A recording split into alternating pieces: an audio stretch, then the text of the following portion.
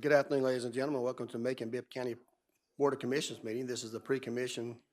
Today is November the 7th, 2023, and the time is now 4 o'clock. I'd like to welcome everyone here today at City Hall and call this meeting to order.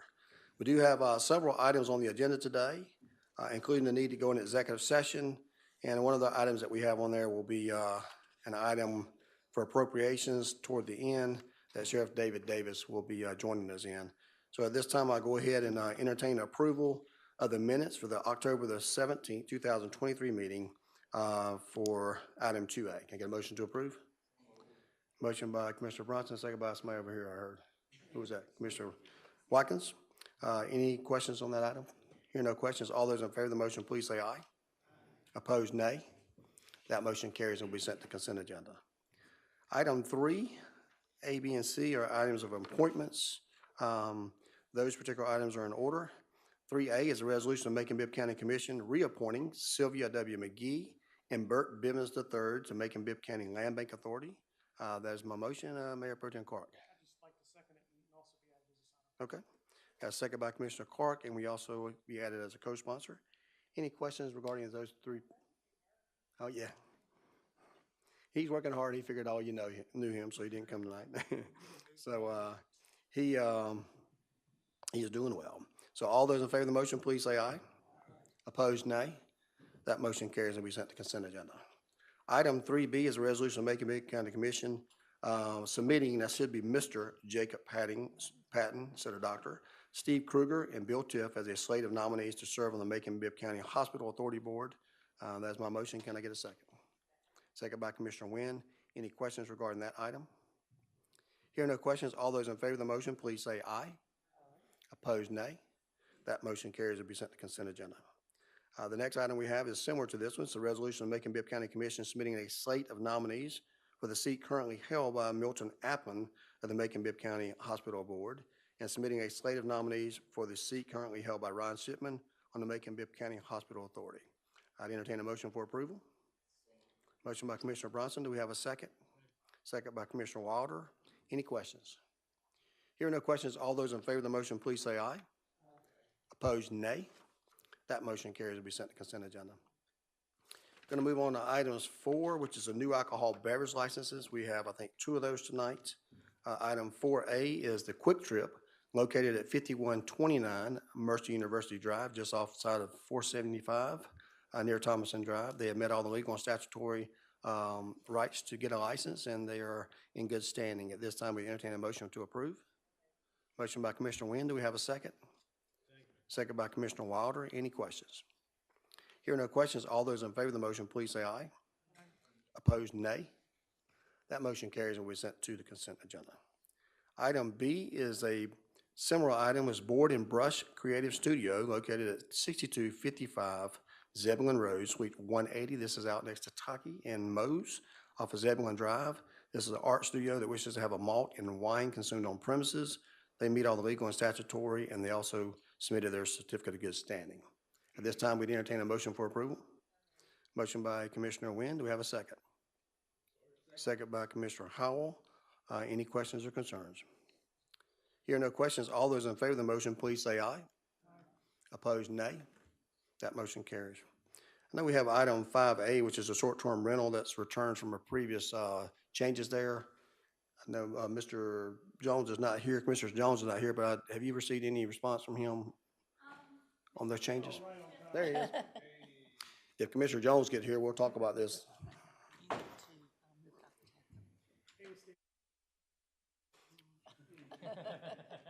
Just want to make sure before we bring this off the table, there's been some conversations and some changes that were made. So this time, entertain a motion to remove item 5A from the table and to add it to this agenda item. Motion by Commissioner Howell. Do you have a second? Second by Commissioner Brunson. All those in favor of the motion, please say aye. Opposed, nay. That motion is now off of the table, and we'll hear about any particular changes or agreements that we had since our last meeting. Attorney Beavers. Good afternoon, Commissioners. Mayor Miller. This legislation was originally sponsored by Commissioner Howell. However, when it last became before this commission, Commissioners Watkins and Commissioners Jones had some concerns about it. So we have made some updates to begin with, one of the first modifications was giving an example of the agencies that are going to be doing inspections, such as the Macon-Bibb County Fire Department for fire inspections for business licensing. Another change that we looked at was decreasing the fines for each infraction. Previously, they were quite high, starting at $500 for your first violation. We have reduced that to $200, $350 for a second violation, and we remained at $750 for a third violation. We have also included a carve-out that a first citation for operating without a license will not be counted in those 1, 2, 3 violations before a permit is revoked, provided that within 10 days, that person goes and applies for a permit for their short-term vacation rental. Okay. Those are our two primary updates to accommodate concerns about unnecessarily high fines, and then also ensuring that people are clear on what agencies and departments are able to inspect versus not. Thank you for that update. And before moving forward with a motion and second, is there any clarifications that need to be made by Mr. Howell? Mr. Jones, Commissioner Howell, I'll hear from you first. Go ahead. Mr. Jones, whoever wants to go, one of you two. Go ahead. Two comments. Number one, I appreciate Commissioner Howell bringing it forward. Didn't make that point clear the last time. It needed to be done. I just had some problems with the language. No offense to council, but it indicated there was going to be a parade of folks coming through there.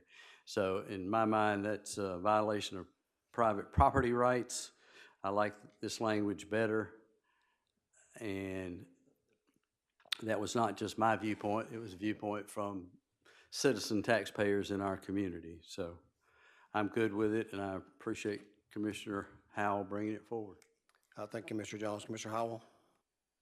I just want to say that I appreciate us getting this to where we're at, and I appreciate the input from Commissioner Jones and Commissioner Watkins. Both of those things probably needed addressing, and I certainly don't have a problem with the changes. I appreciate staff and the attorney's office getting it all squared away. I make a motion that we approve. Got a motion by Commissioner Howell. Do we have a second? Second by Commissioner Wilder. Any further discussion? Hearing no discussion, all those in favor of the motion, please say aye. Aye. Opposed, nay. That motion carries to be sent to consent agenda. Going to move on to item 6A, which is an abandonment of McKinney Drive, and I'll go ahead and let Ms. Beavers, our attorney, discuss what that item is before we vote. So, the county attorney's office has received a petition to purchase a portion of McKinney Drive that was previously undeveloped. It is from its intersection with Pine Ridge Drive down to a dead end that it provides access for 777 McKinney Drive. We are not going forward with any sale or auction tonight, as the petitioner and the neighbors are still working through what they want to do, but this is just removing this from our public roadways. While this was previously not developed, we did accept the dedication of that neighborhood and have maintained most of the roads within it, which is why we're doing this formal abandonment this evening before the sale. Okay. Anyone have any questions, Ms. Beavers, regarding this item? As you mentioned earlier, their neighbors are still talking about this particular road in between their properties, and we expect a resolution of that in the near future. Otherwise, we'll take action. Tonight is just the abandonment by the county. That's the first step. So this time, I'd make a motion to approve. Can I get a second? Second by Commissioner Lucas. Any further questions? Yes, ma'am. There is a fee that the property owners would pay once they make a determination as to who gets what. Yes, That ma'am. is correct. So most of our abandonments are accompanied by petitions to purchase. There's a $500 fee to account for title searching and engineering work with each petition, and then those petitioners are also have to sign an affidavit that they are willing to pay at least fair market value for the parcel. Okay. Thank you for that Okay. clarification.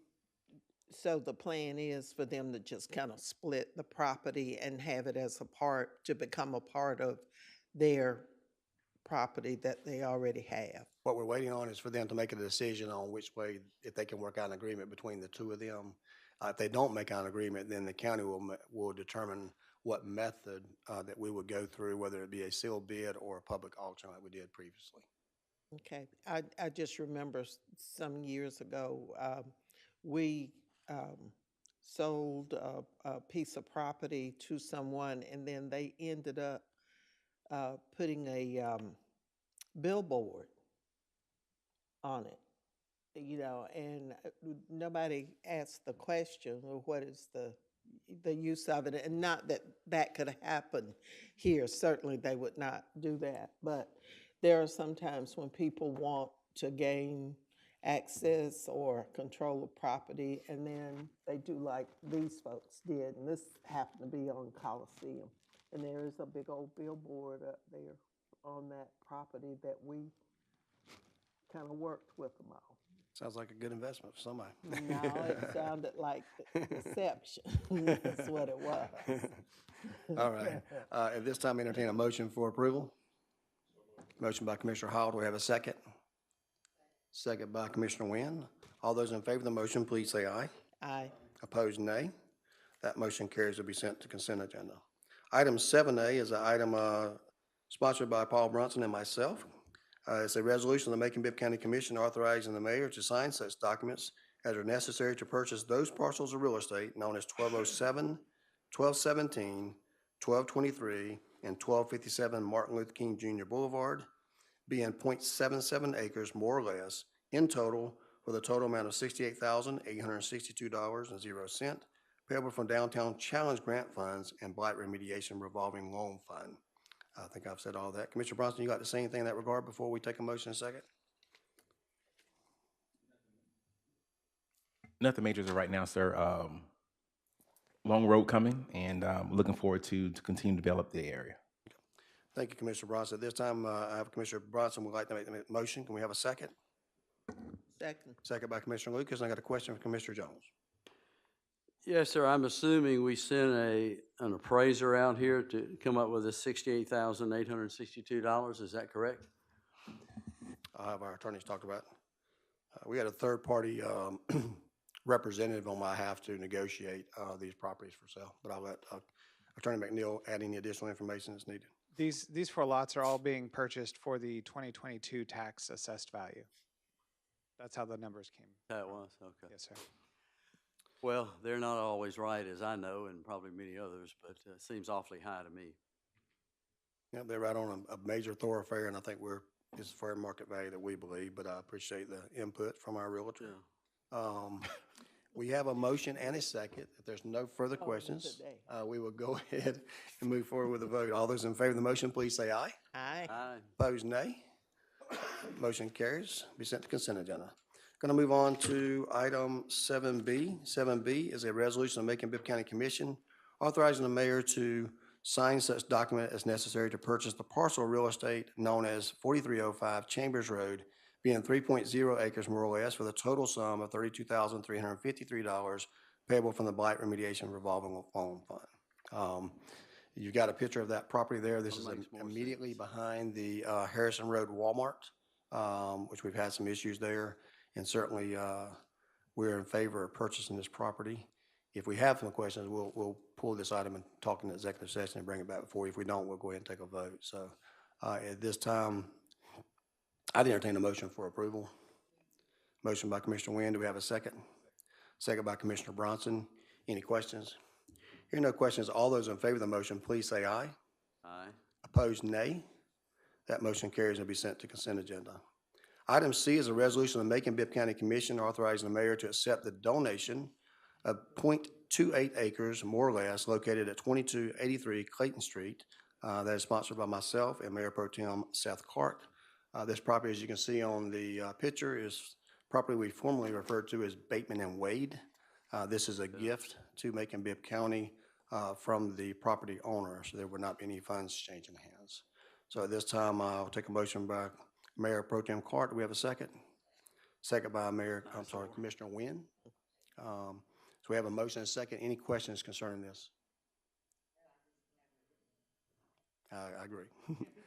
Yeah. So we have a motion and a second, and all those in favor of the motion, please say aye. Aye. Opposed, nay. That motion carries and will be sent to consent agenda. Item 8 is a street dedication. Item 8A, and this is by Commissioner Paul Bronson and Commissioner Lane Lucas. An ordinance of the Macon-Bibb County Commission to dedicate that portion of Fort Hill running between Sherland Drive and Morrow Avenue in honor of Pastor Willie L. Finney Sr. in recognition of his years of service and leadership to St. Peter's Missionary Baptist Church and the Macon-Bibb community. Appropriation amount not to exceed $500 from the general fund balance of Facilities Management Department for the purchase of materials and memorial signage. This time we entertain a motion for approval.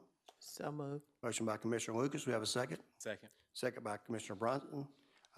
Commissioner Lucas, you like to say anything? Yes, sir. I just would like for this to be, if it's possible for us to place this maybe on tonight's agenda, if it's approved by committee of the whole, to place it after, I'll pull it maybe from at, Yeah, well, the top of- if it's successfully completed and goes to the consent agenda, we'll pull it from it.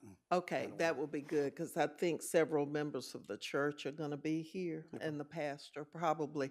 And you'll wanna know that he's Pastor Finney is a longtime resident of the east side, and he chose to keep his church in East Macon rather than move. He's one of those who could have taken his congregation and they could have moved other places like some have. He's a retired firefighter and still very, very active. He hosted the Water Authority meeting at his church and many others. So tonight, when the members are here, I wish you'd indulge them. I don't think but a couple of them are gonna say anything. Okay. Can we place them in a spot that if somebody comes to talk about transit authority in that spot? Pardon? What did you have for No, lunch? I'm sure you heard me. I'm sure you heard me. Detox. All right, we can strike that part from the record. All right, we do have a motion and a second, right? Any further questions? Hear no questions, all those in favor of the motion, please say aye. Aye. Opposed, nay. That motion carries to be sent to consent agenda. Item 9A are grants. This is a resolution of Macon-Bibb County Commission to support authorizing the Newtown Macon, Inc. to apply for funds from the Georgia Department of Natural Resources Georgia Outdoor Stewardship Program for the expansion of the Omuggy Heritage Trail to include Rose Hill Cemetery. That's my motion. Can I get a second? Second by Commissioner Howell. As you can see the picture there, this is just allowing them, they wanted a formal resolution before they would allow them to apply for this grant, so we're willing to do that. So Mayor Pro Tem Carter, you have a question? Sign on as a sponsor? Yes, sir. Mr. Mayor, I just wanted to say this is one of those things that I think we all ought to sign on as co-sponsors on it. It carries a lot of weight if you see all of those. With all the heads, I think everybody that's here and present today, we'll put them on. Thank you. We have a motion and a second and unanimous attendance and signees on this grant. So all those in favor of the motion, please say aye. Aye. Opposed, nay. That motion carries and be sent to consent agenda. We're going to move on to several contracts and purchase orders that we have. And then after that, we'll probably go to executive session and we'll come back here from the sheriff's office. Item 10A is a resolution of the Macon-Bibb County Commission authorizing the mayor to execute a landscape maintenance service agreement with Pro Cutters Landscapes to perform landscape maintenance services for Macon-Bibb County recreation facilities in an annual amount of $415,000 to be paid from the general fund recreation, maintenance, contract labor, and contractual services line item. This is something that we do every year. We formerly used Polk Landscaping for this, but the bid that was submitted this year was more than this next provider, who is a non-local contractor, but he is a minority contractor from Middle Georgia. So that is the information that we have. And at this time, I'll make a motion to approve. Can I get a second? Second by Commissioner Howell. Any questions? Hearing no questions, all those in favor of the motion, please say aye. Aye. Opposed, nay. That motion carries and we sent to consent agenda. Item B is a similar item. It's connected in the following manner. This is a resolution of the Macon-Bibb County Commission authorizing the mayor to execute an extension of the landscape maintenance service agreement with Polk Landscaping and Nursery to perform landscape maintenance services for Macon-Bibb County and the facilities through the end of the calendar year. So Pro Cutters could not start until January, and our contract expired prior to them with Polk, so they're going to complete the year, and that's what this contract is, to finish out that term for 2023. So that is my motion. Can I get a second? Second by Commissioner Howell. And Commissioner Bronson, you have a question? Just out of curiosity, when we go into the bids in regards to like landscaping and so forth, how far out of that bid, of that contract closing out, do we actually announce for the new bids to come in? Just out of curiosity. So if our contract runs from January to January, from January to December, I see paper being shuffled back there. From January to December, at what point do we open that bid up for new contractors that may want to come in and take a bid at taking care of our lawn services? Okay. I think I understand the question. I'm not sure if the attorney can answer that, but what Commissioner Bronson is asking is how much notice we put out there at the expiration of a contract that will come up for renewal or new anticipatory bids. Well said, sir. I think. Ideally, it's several months, but just depending on the department head and how long they've had to prepare the bid documents and that sort of thing, it can be up to like a month or so. So ideally, we're several months out, but sometimes it gets pretty crunched up. So this one specifically was bid out. The work began on it in June and July. It was published in August. The contract had ended in the middle of October. So, like I said, several months. Gotcha. Thank you so much. Typically, it's 3 to 6 months, Commissioner Bronson, but all contracts expire at various times. Some of those are like 3-year contracts, but 1-year renewals. So we have a tickler system that we have on that, and some department heads may be a little bit more efficient than others. Cool beans. So thank you. We are to vote. Commissioner Howell? This may or may not have anything to do with this, but question, who is doing the landscaping at the, on the interstate at the interchanges, like at Mercer University? Is that part of this, or is that a state deal, or? We are, the ones that we did, the new gateways, we are responsible for. We put that out for a bid. It used to be Polk, and now it's one of our local minority contractors through Sri Stevens' office. Okay, so that's still us, even though it's on the interstate? Yes, sir. We signed a contract with GDOT in order to maintain those for a period of time in order for them to allow us to do the landscaping there. And those are only at the exits that we approved. Mercer takes care of their own, and then the bid takes care of their own on I-475. And then all the ones that are not part of our processes are taken care of by GDOT. So Mercer University then is taken care of by the school? Yes, sir. Okay. I just, like I said, it has nothing to do with this, but they were doing an excellent job out there. I didn't know who was doing the work, but it was working on it hard. This is one of our local minority contractors did that. All right. We do have a motion and a second. We haven't took a vote yet. So all those in favor of the motion, please say aye. Opposed, nay. That motion carries and will be sent to consent agenda. We're going to move on to item C. This is a resolution of Macon-Bibb County Commission authorizing the mayor to execute a lease purchase agreement with Lenovo Financial Services in amount of $393,236 over the course of 36 months, payable from the IT department budget, repairs and maintenance, software license and maintenance line item. That's my motion. Can I get a second? Second by Mayor Pro Tem Clark. Any discussion? Hearing no discussion, all those in favor of the motion, please say aye. Opposed, nay. That motion carries to be sent to consent agenda. Item D is a resolution of the Macon-Bibb County Commission authorizing the mayor to execute an agreement with the Corporate Flight Management, DBA, Contour Airlines for the lease of terminal space at the Middle Georgia Regional Airport and for the subsidy of alternate essential air service out of the Middle Georgia Regional in an amount not to exceed $20,205,775 payable from U.S. Department of Transportation grant funds. As you recall, we earlier did a grant. This is the airport use agreement with Contour Airlines. That was a 5-year agreement, roughly $4 million per year. This is a pass-through to keep Contour Airlines out there. So this time I entertain a motion for approval. Motion by Commissioner Wynn, second by Commissioner Watkins. Any further discussion? Hearing no discussion, all those in favor of the motion, please say aye. Opposed, nay.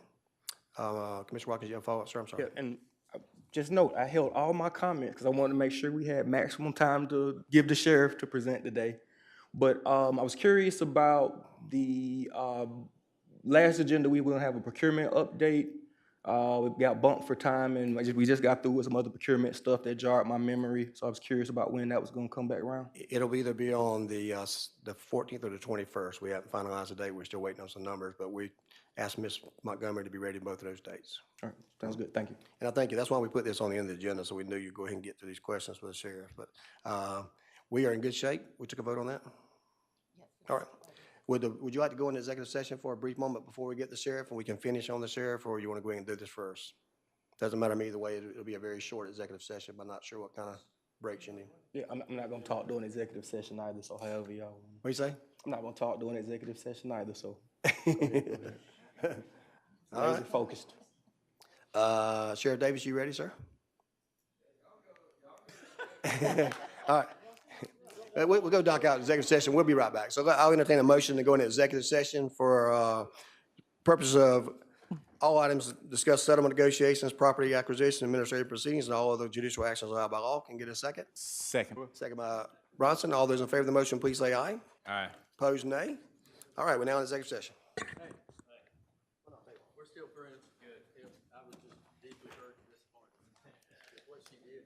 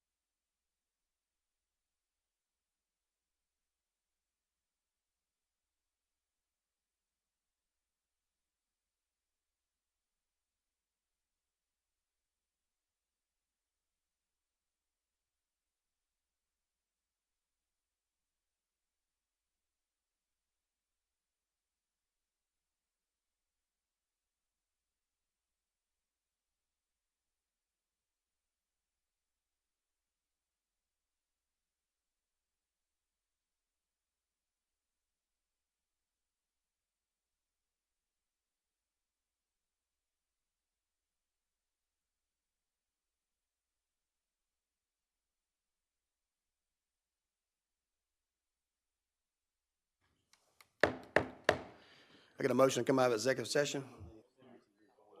Got a motion and a second. All those in favor of the motion, please say aye. All right, we're now in executive session. We're going to move on to item 11A. Item 11A is an ordinance of the Macon-Bibb County Commission to authorize a budget transfer within the sheriff's office budget an amount of $1 million from the commissary fund balance to building and building improvements and contractual services line items for the purpose of funding additional repairs and improvements to the jail.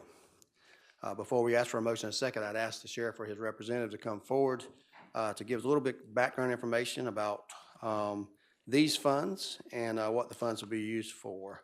So Sheriff Davis, thank you for being here tonight. And we'll hear from you at this time, sir. All right, thank you, Mr. Mayor and Commissioners. This is really just an ongoing budget process and ongoing maintenance and things that we have to do in the current facility, in the current jail facility.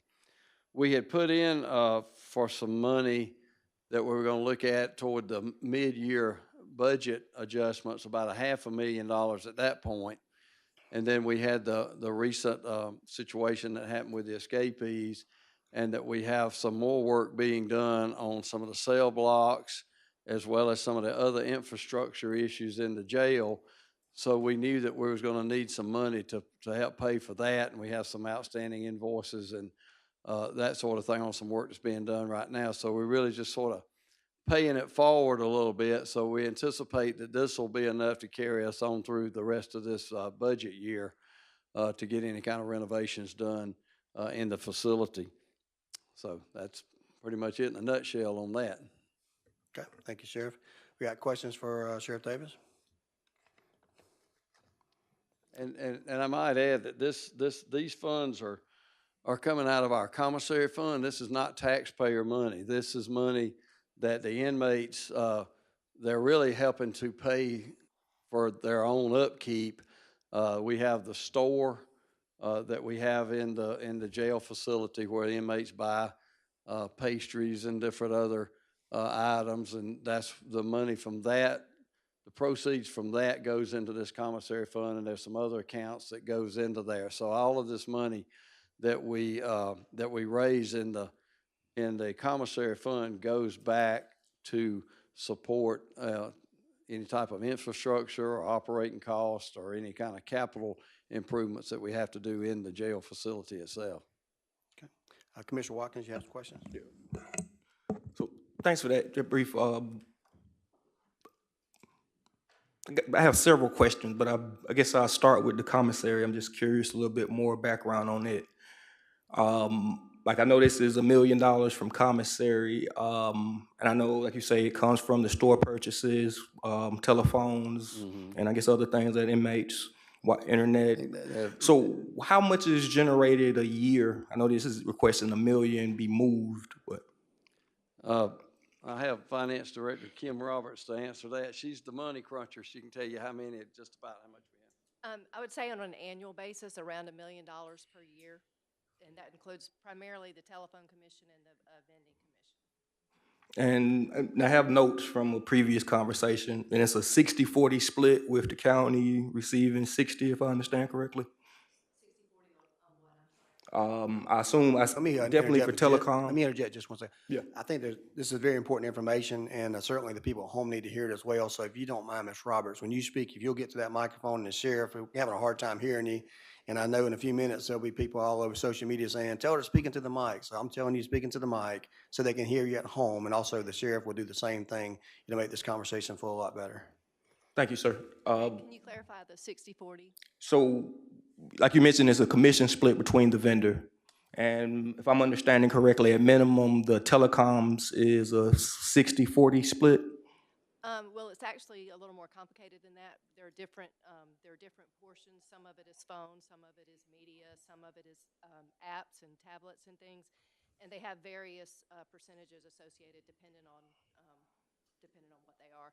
The largest piece of it is the telephone percentage itself, and yes, it is 60-40. Okay, thank you, thank you.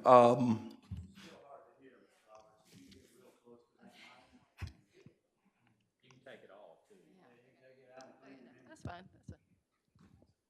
Yes, the largest percentage of it is 60/40 for the telephone. There are various percentages for some of the smaller items, but the largest is 60/40, correct?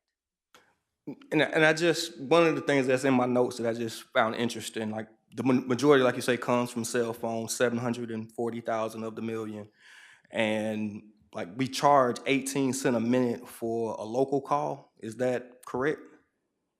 Within the facility? And I guess you have to charge something because of reasons, but 18 cents seems alarming for me. I know I would never sign up for that. I apologize, I do not know the rate per minute, but I know that it does comply with, they're regulated as far as what rates we can charge, so I know it complies with that, but I do not recall right offhand what that rate is. Okay, all right. And If you'll remember, Commissioner, a couple of years ago, there were some lawsuits brought against some of the communications providers, some of the correctional communications provider companies, and so they've all had to adjust their rates. So all of these are standardized rates throughout the country that are in place. So that's kind of how that's been. Those figures have been arrived at. yeah, still just, I'm sure that sounds great to you, but it's wild to me that for a building on 2nd Avenue, 2nd Street, that someone could call like 2 miles away in the city of Macon using the 478 and it's 18 cents. Like and we know that these are like the poorest people in our community, and the way that you go about getting money on your books, and there's all types of stuff going on but that's not what you're here about today. You're here about actually construction of the building. And one of the things that I wanted to stay focused on there is the actual facility. Maybe the last time you were here, or not last time you were here, excuse me, but we did a $3 million facility upgrade. I've asked a few times. I know we're gonna approve this today, but I have not received, and I don't know if anybody on this body has received, a closeout report. Something that shows us when that started, when it concluded, what was actually fixed. And I know we're here today, and I read through the document, and that's like we're approving $1 million today, and I'm not clear. I know me and you have had some private or some conversations, and one of the things that I learned then that I didn't know was that only 300-ish of the cells have had their locks replaced so far. And I was under the impression, I don't know about the rest of the body, that the 3 million was for 800 plus lock changes. So if you could go over, take some time and tell us what we purchased with the first 3 million, and then what's included in this 1 million. And I'm very curious about the toilets included, but I'll pause there. Okay. All right. To be clear, we talk about 3 million, but the actual amount that we received out of that was 2.6 million. Okay. It was from SPLOST funds, and so when you're looking at millions of dollars, we're equivalent over 400,000, but it was 2.6 million. Some of those POs and some of that work is still out on some of those projects that were done from that original scope of work.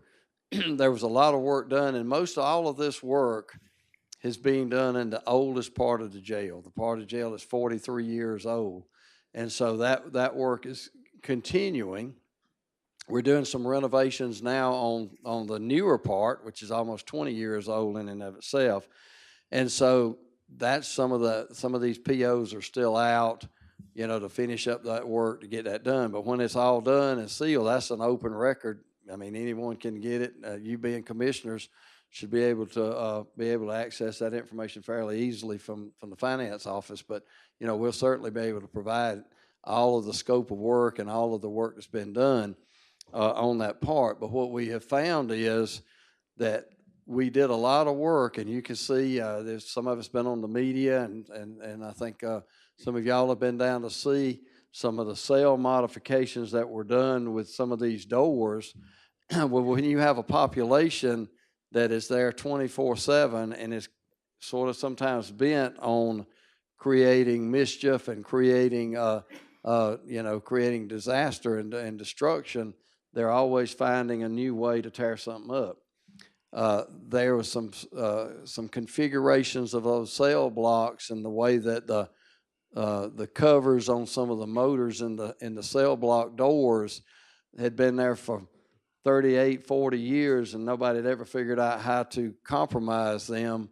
Well, the inmates figured out how to compromise them. So now we're having to weld those plates shut so that they cannot be tampered with anymore. So that's another project, and some of this $1 million is going to go towards paying for that, as well as some other structural modifications to sort of help harden the facility up even more. So you mentioned POs were still out. So how much is, of the 2.6, how much have we actually expended to this point? Excuse me, all of that 2.6 has been spent. It's all been spent and all the work has been, but whether the checks have all been written and everything's been closed out, I'm not sure. Kim and I think finance is, but whatever has been done, we can show you the amount of work that's been done and all of the different things that have been done for that money. Respectfully, I didn't quite understand that answer. Let me try again. All right. So the project, all the money has been spent. Is all of the work complete? For the 2.6, the majority of the work has been completed. There is an open PO with a small balance on it. We also have some open POs that are being paid out of the commissary fund, which is a separate funding source. So of the 2.6, the majority of that has been completed, but there is an open PO with a small balance on it. And small is less than 100,000, I assume? Yes. Okay. Now, in addition to the 2.6, we've also spent about 2.2 out of commissary for this, some of this work that's been done. And some of this also is just general maintenance. The air conditioning system. We had to spend nearly $60,000 earlier this year to fix a collapsed sewer drain that had happened in the jail. So there's always little things that come up that we're having to fix. We're having to fix the air handlers in the jail. We had a problem that was pointed out a couple of years ago in one of the grand jury visits about some of the ventilation in the kitchen facility. So there was work that had to be done to do that. And some of that money, some of the 2.6 million was used in some of that project as well. So with the 2.6 million and the $2.2 million, I guess, project, when do you anticipate that it'll completely close out and be available for, again, I guess, sharing of data, documents? Well, I'd just like to point out, you can pull the purchase order information at any time, and you can see the total project budget, and it would show the completion to date. So finance would have that paperwork for the last invoices that have been paid would show the complete budget for the project and how much has been paid to date and any balance that is still outstanding. Okay, all right. And so that will come from the finance department here. The data on what was completed, I'm curious, like I know we have about 850 cells that are cell doors, and how many of those were replaced? Well, about 320 of them Okay. were replaced in this first project. Okay, and that's so been- does this the new project anticipates replacing the remaining doors? Well, we never replaced any doors. Oh, repaired, I'm sorry, We just repaired. repaired them, upgraded them, renovated them. And so a good portion of this million will pay for that, but it's also going to pay for stuff like collapsed sewer drains. Okay. The air conditioning system tears up, or either you have something else happens back there that it's a sort of anticipatory of some of the maintenance needs that we will encounter going for the rest of this fiscal year. Okay, and the sewer drain, that's storm sewer or toilet sewer? That's toilet sewer.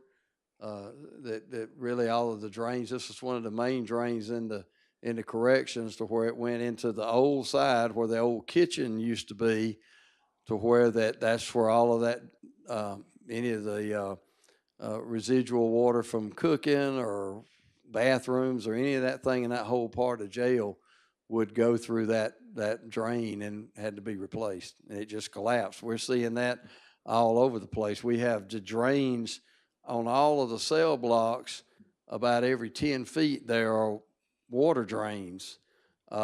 Just about every one of those are stopped up, and the pipes themselves have collapsed. And that would be another $1 million or $2 million to go in and root those out and replace that with whatever any type of fixing mechanism that you had to do for that. I think now they'll ream them out and put some kind of concrete product in there to shore up the drain, but we would have to do that on about 40 different blocks, well, about 40 different drains throughout all the blocks to get that done, and that's a tremendous amount of money on an old facility. As long as we have one or two of the drains that work, we're able to service with what we got. So that kind of speaks to a rumor, or I don't even know if it's a rumor, but I call it a rumor. That, like I said, you have your cell blocks, and on cell blocks there can be 100-ish people in them, or 40 to 100 people in them, and there may be 1 or 2 toilets working in a block. No, the way it works is in the part of the jail that we're talking about here that has the bulk of all of this renovations that we've already done, and where we're going, these cell blocks, there are 20 people per cell block, 1 person per cell, 20 people per cell block.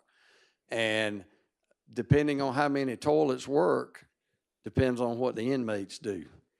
The inmates will stop up a toilet with a sock. They'll stop up a toilet with an underwear. They'll stop up a toilet with a jumpsuit. And our maintenance people are in there about every day having to unstop a toilet because of something an inmate does. I've not seen, in my 44 years at the sheriff's office, I ever seen a deputy or a staff of the sheriff's office go down there and stop up a toilet. It's always been the inmate.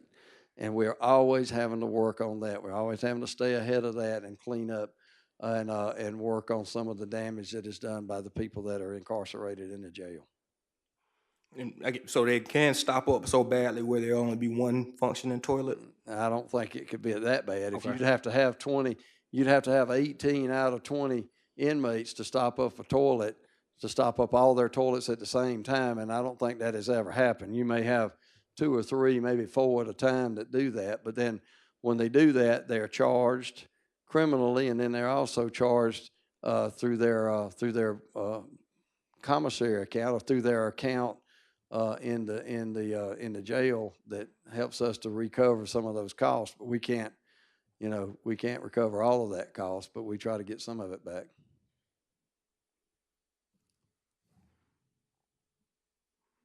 And I guess just so I'm clear, so we're working on sewer drains in the grander part of the facility, not the grander, but the common area part of the facility, but the cell area is a different, I guess, line, will require another $1 million infusion that's not addressed here? No, I think that will be covered in all. That will be covered in this? That should be covered Okay. in some of this too. Okay. And I mean, we try to anticipate what we're going to be needing and anticipate what our maintenance issues may be going forward.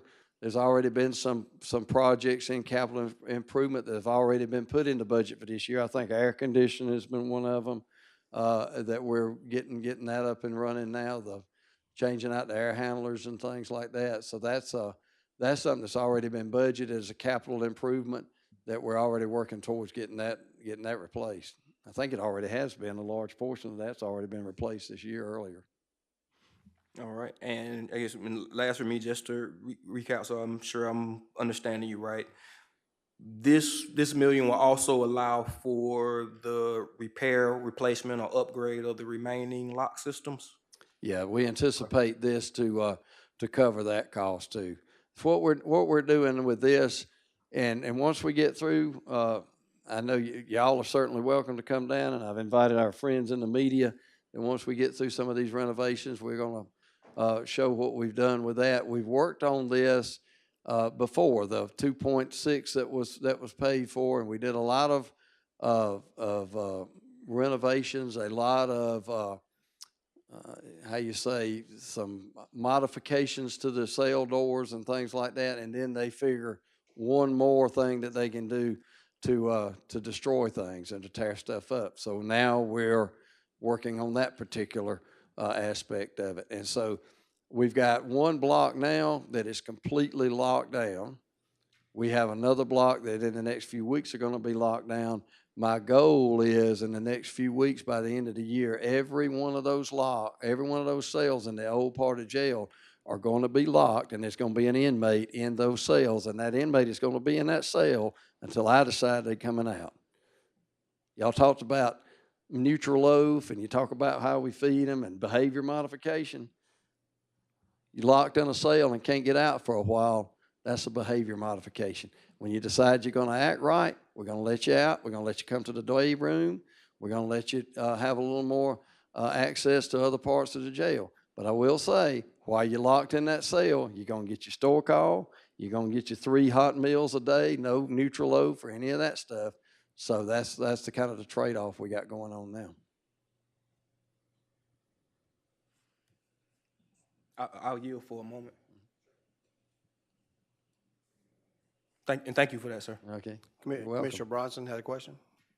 Hey, thank you for the addressing the questions of concerns and so forth that we do have. We understand it's a tough job, right? I'll say that piece, right? Out of curiosity, with the budget that you're requesting on this end and some of the fixings that we're putting toward the jail, has a discussion been brought up in regards to fence sensors, right? Motion sensors and/or fence sensors. Has that been a discussion, or are we looking at adding those on to this particular request? All of that is being looked at, and some of that may be covered in this. Some of the things that we're talking about are not that expensive. We've put in some more razor wire in some of the vulnerable areas in the jail. We're putting in some other monitoring equipment. I don't want to say all of the things that we are doing, Understood. but all of that's being looked at to see what is. And some of those fixes are not that expensive as far as like redoing cell doors and that sort of thing. Some of it is just buying some monitoring equipment to be able to watch the fences and to do things. Plus, we're redoubling our efforts. So if we have cameras that cover a lot of that ground out there anyway, okay, and redoubling our efforts to make sure those cameras are monitored and then do some things. There's a lot of different things that go in. I've heard people talk about it's the staffing, it's the this or that. There's a whole lot of things that go into something that happens when something bad happens, but it helps you to reevaluate where you are and how to keep something like that from happening. Again, staffing plays a role in it. The old jail plays a role in it. No monitors on the fence plays a whole lot of different things that play a role in these things that happen. So you go back and dissect it and then address whatever those measures that you can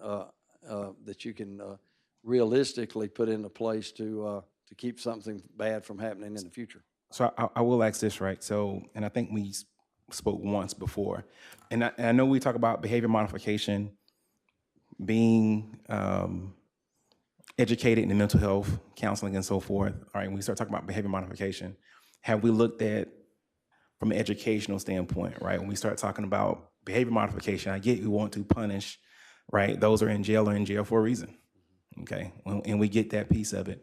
But if we're able to kind of shift the mindset from what may be proposed, may be assumed as a barbaric type mindset, right, into more of a back civilized type deal, are there any actions in place for that piece of it? I think you mentioned the libraries. The library being brought back to life. Have we looked at certifications and so forth? Why that not?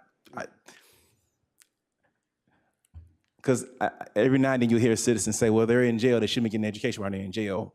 I agree, but to that same defense, like, what are we doing to educate them so that way when they come back out of jail, they don't go right back in for the same thing because they don't know any better.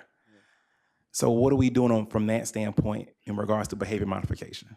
We have several programs. We have the GED program that's in the jail. And That's been very successful for us. We've had a lot of people who have passed through, gotten their GED certificates in the corrections facility. We have outside, we have chaplains. We have a program now that comes in every Wednesday morning that comes in and talks to certain inmates to show them there's a better way, and that there's there are things that they need to think about when they get out on the street to maybe change their life around. And there have been a lot of inmates that have been touched by that.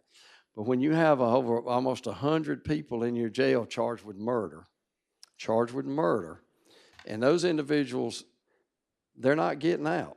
They're not getting out now unless they, their case is taken to court, and then they get, found not guilty, and then they're released, or if they work some type of bond agreement out, and then they get out on bond. So those individuals are folks that they're just in limbo. And I feel as bad for any of those folks as anybody, because those are the ones, and you have people in there that's been in there 2 or 3 years. And it's not just the Bibb County Jail. You talk Fulton County. Right. If y'all follow what's going on in Fulton County, it is horrendous. They've had over 16, 17 people die in the Fulton County Jail in the last year from all manner of reasons. And so the jail situations in your larger jails, older jails, is really a crisis in this country. And then you have people with mental health issues. We have an individual in the jail now that has severe mental health issues. He is, doing bad things. I mean, throwing excrement and all this stuff, where he really ought to be in some type of mental health hospital, but there is no mental health hospital that can hold this inmate. And he is in jail for a serious charge. Correct. So our mental health professionals do very well. They treat him with medication, they counsel with him and do whatever, but those types of individuals need to be in some type of a structured treatment facility, not the jail, but that's where we are today. Let me ask you this then. So when we start talking about the number of personnel we have locked up, the process, right? What are we doing in regards to getting these cases pushed forward and getting them trialed? Either that, or having a process to where we're reviewing the cases for those individuals that may not, belong there, right? I recently got a case where it was, a person was in jail, was locked up, and they were just awaiting arrangement, or what it may be, to get their case tried, and they come back out, the case was thrown out because the guy kept telling them, hey, I'm not supposed to be here. Yep. And those kinds of things have been addressed. That particular case has been addressed. That deputy is no longer with us. Right. He left before he was told to leave. But anyway, so we address those cases, but a lot of these cases, that's up to the courts and the prosecution. Okay. A jail is a holding facility for people awaiting trial, or those that have already been sentenced. It is a holding facility for those individuals waiting to go to prison. Now, I will say something that is encouraging. 8, 10, 12 years ago, my predecessor, Sheriff Modena, would come up before the commissioners and say, we got to do something about the jail. We got 1,000. I think at one time we had gotten up to 1,050 inmates in the Bibb County Jail, and we're only built for 966. Today, and for the last 6, 8 years, we have run under our capacity to where we're running about 850, 870 inmates every day in the jail. And a lot of things that have happened with that, you have the accountability courts, the mental health courts, the drug courts, the veterans courts, all of those accountability courts help to funnel people out of the jail. Okay. Then you have the prison system has been able to come and get those inmates. Used to, we would have 150 or 200 inmates waiting to go to a state facility. Now we only keep maybe 30 or 40, and those are just the backlogs of the most recent people who have been adjudicated waiting to go to prison. So a lot of things have happened to reduce that overall jail count, but we still have a number of people. And the people who are in our jail now, about 75 or 80% of them are waiting to go to court for some different charge. Either they've been charged with a serious crime, or they've been charged with violating probation, and so they're waiting for their case to be adjudicated. And you have to treat those inmates a little bit different. I have a person in jail for murder. He's not been adjudicated. He's just a pretrial detainee. That person, we can't make that person go work. We can't make that person participate in any type of, as you say, rehabilitation functions because they're considered innocent until proven guilty. And so those folks have to be treated a little bit different. And a convicted inmate is going to the state prison, and so they can be placed on work release or work, doing community service projects. So most of the people that you see out doing the cutting the grass and that sort of thing, they either have been convicted, serving like a misdemeanor sentence or a light felony sentence, or they're awaiting probation. They've already been convicted of something, but they violated their probation so that then they can go out and cut grass and wash cars and do those kinds of things, waiting for their final disposition on a lot of times their probation charge. Okay. Thank you for that. Sure. Thank you, Commissioner Bronson. Commissioner Jones? Yes, sir. Sheriff, thank you, and all the fine men and women, what they do every day, and I always thank them when I see them in restaurants, and just like I do the military. Thank you. And I don't think any of us can imagine how hard a job that is, but public safety is important. Thus, we spend 80% of our budget on public safety. And as far as the locks go, just to make sure I understood what you told Commissioner Watkins, so the locks have either been repaired or they're online to be repaired where they would be more secure than they were before. That's right. That's right. Okay. And the number, what's the regular number of staff for the jail? If it was like you wanted it to be, how many people is that? Well, about 25 folks between, to be up there on a full staff on a full night. And we have been getting to that point. There have been cases, you can look at some of the lineups, and we've had 25, almost 30 people on staff between our full-time and our part-time. And I don't want to get too deep into the investigation on the night of this escape, but that was one of those kind of things. That was an exception rather than a rule. You had people that called in sick. You had people that were out. There were things that happened. Right. As I've said before, it is never one thing that causes something bad like this to come to play. There's a number of different factors that go into it, and that's why we've taken our time to be very diligent to dissect that, to make sure that we plug those holes so that we don't have a repeat of this kind of situation.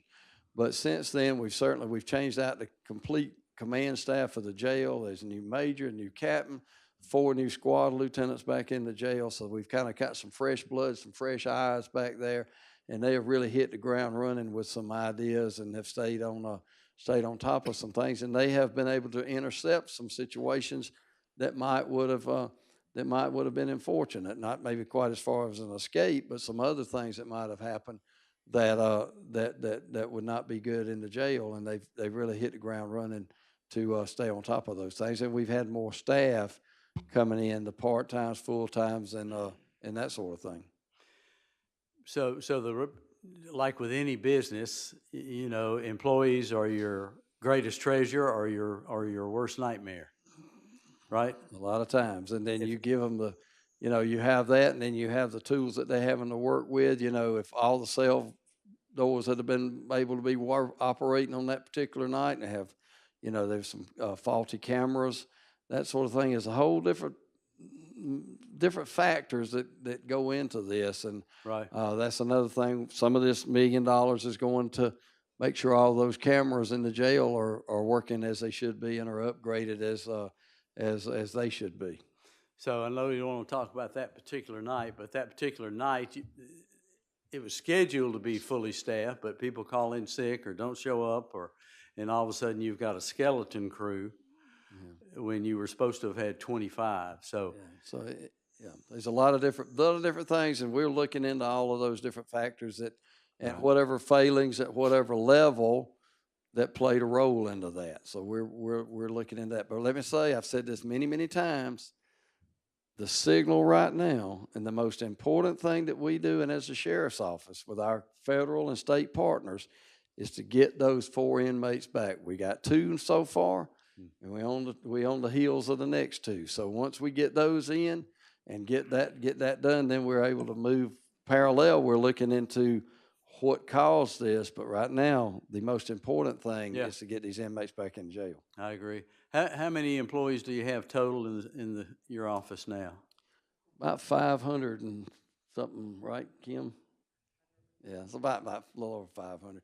And then you count the part-times and then the part-time corrections and part-time law enforcement. And that's So really that's been full-time, 500 yeah, plus? about like that, yeah. And then I think the mayor told us we've hired 150 new deputies in the last 12 months. I We've think hired, that's what- well, we've done about, since November of last year, we've had about 184 total full-time, part-time, and civilian folks at the sheriff's office. And for once, we haven't lost that many. In years past, we tread in water, so this is one of the first years we've Right. gained over losses of people at our office. So what number do you consider you're fully staffed? As many as I need. Y'all give me about 800, we might be there, but we'll see. And If in my you go back to understanding, consolidation, when we first consolidated, the total of both the sheriff's office and the police department was about 750 people. Now, I can tell you, we probably don't need that many now because there are some efficiencies that have come from consolidation and all. So I'm gonna stick with mine until I feel comfortable. I'm always gonna say we're about 100 short. And So- so we'll keep hiring until see how it goes. so currently we've got about 500 plus, and you got another 184, so you've got about 684. Well, you can But count. 184 of those are part-time. Yeah, so you can count, a part-timer probably counts as maybe like of a third of a deputy, because a part-timer's gonna come in and work, 6 or 8 hours a couple of times a week. And because they're part-time, they're only limited to being able to work 29 hours a week anyway. Right. So that you figure, and very few of them work the maximum of the 29 hours. Most of So them don't work 29. they'll work, 12, 15, 20 hours a week. But we you have take some them because very, they're pre-certified and, Oh, yeah. and you can use them. and that's another thing I think I've heard tell on the street, that these folks that are part-time are not as certified or not as trained up as the full-times. Right. They have to have the exact same certifications, the exact same training, the exact same capabilities as a full-time deputy to be able to do their job. So we make sure that they're up to speed on all of that. Yeah, my understanding was they were coming from Jones, Monroe, surrounding counties, so they're long ago been certified. They're just here in this capacity at Macon-Bibb as a part-time employee. That's right.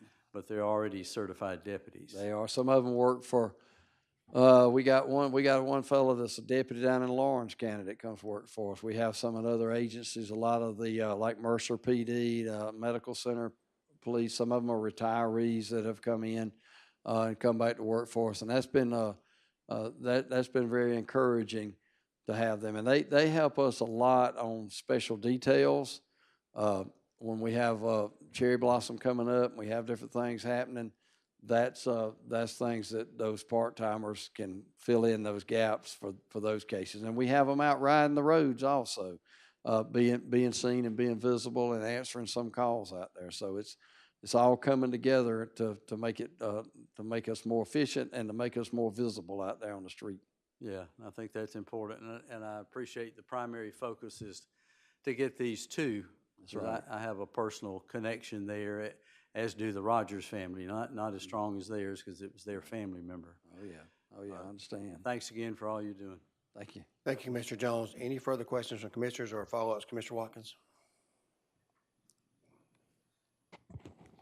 I know, and thank you for that on the staffing.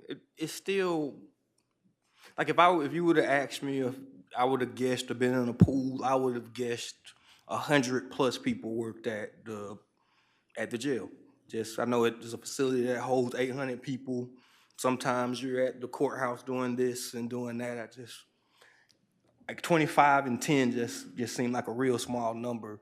And just help me out with how do we get there? Because I know you got 2 shifts, so 25 would be 50 assigned to the jail. But like it's 500 people who work for the sheriff's department, or ish, that you just mentioned. And I assume those aren't all people with badges and guns to make this make a little more sense. Because the other half of it is patrol. And I've heard there's usually like 15-ish folks on patrol at night. So that's Like it leaves out in my mind like a couple hundred people that are, so, Well, it's better than 15-ish now. It's better than 5-ish that we were talking about last year this time. right, So- but it's like out of 500 we- people, so yeah, what's happening there? Okay, let's break this down. The sheriff's office is a 24-hour, 7-day-a-week, 365 operation. You have a certain number of people that are working on any squad. The way we have everything spread up on patrol and in the jail are 12-hour shifts. So you have 2 squads, well, really 4 squads, because you have on any particular day, you have a day shift squad and an evening shift squad, which, let's say for the sake of argument, you have 20 people on each one of those squads. Well, that's 20 on the day, 20 on us. So then you have on each any other day, you have 40 people that are off. That's their regular off days. And then you have those it rotates on a cycle as to where people are. And then you have every single day, you can look at any roster, whether it's on patrol, and I've been dealing with this my whole career and allocating resources and manpower.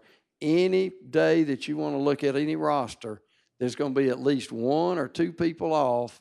Either they're out sick, they're in school, or they're on vacation.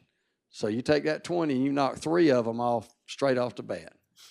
And then you get a couple of them that don't want to come to work that night, and they say, I'm sick, I got this or whatever, and so that knocks you down a little bit more. So, and then you have other division. We have the courts services division that has about 25 or 30 people assigned to it, and then you have outreach, and you have other functions, administrative functions that we have. And we're fairly lean on the administrative. You know, you hear people saying, well, you got people that's sitting up right behind the desk, they ought to be on the road. All those people that hold those jobs are out there on the road. They work part-time and they work overtime in the other divisions, but all of those is less than about 10 people that do our fleet maintenance, that do some of our administrative stuff, public affairs, those folks work overtime on the other squads and do other things too. So everybody is working, doing 2 or 3 different jobs in every division at the sheriff's office. Even people on patrol come back and work in the jail overtime to help shore up some of that.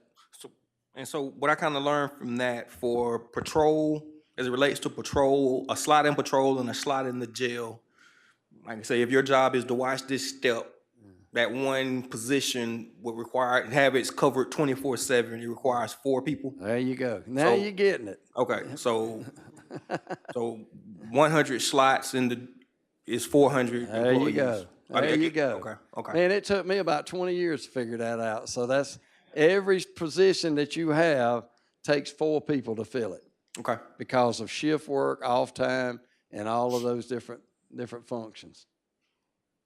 And my first question on that is there, because that's not, I guess it has a lot to do with being 24/7. Yeah.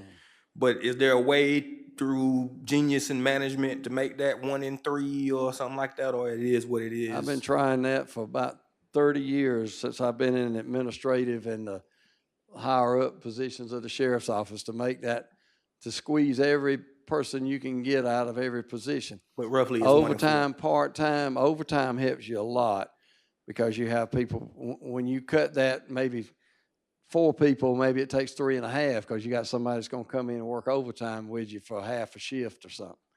So all of those things that come into play. Okay, all right.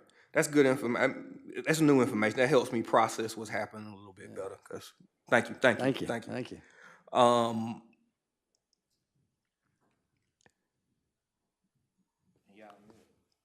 Yeah.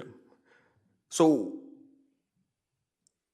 I guess the other thing that stands out to me, I want us to be able to do a little bit better in that reform space. Like I heard your comments earlier about with the everybody, we on lockdown now, and I was paying attention to you and Commissioner Bronson's conversation on that, and it seems like there's an opportunity, and I know it's completely optional on our end and somewhat optional for a lot of the inmates that are, but it seems like there's an opportunity for us to provide some greater level of reform, realizing the realities, and we talked about this a little bit before, but I just want the rest of the commission to just have that thought. Like, I know that you have the GED program and we have the Wednesday mornings sessions. But like I've been reviewing the data from the GED and just like you say, it's daily 800 prisoners, 4,800 folks were intaked in a year, or 4,800 intakes. I know a lot of those are repeats. But it looked like 6 folks got a GED out of there, 39 participated in the program, and I'm not sure, I guess that was over the last year. But I was curious on how that program works, because that doesn't seem to be and I guess it's purely voluntary. Do they go into a classroom once a day, or is that happening on the iPad exclusively? No, on that particular, because it has to be proctored, there are teachers that come down, there are instructors that come down, and they meet in a classroom inside the jail. When you come visit, you'll see all of that, but that's when that's done there, and it's through a partnership with Central Georgia Technical College, and you have people, and sometimes it takes people maybe 3 trips to jail to get their full GED. They'll come in, be in jail for a couple of months, take a couple of the units of the GED program, and then they get out, and then they come back, and they, complete the whole cycle of getting the GED program.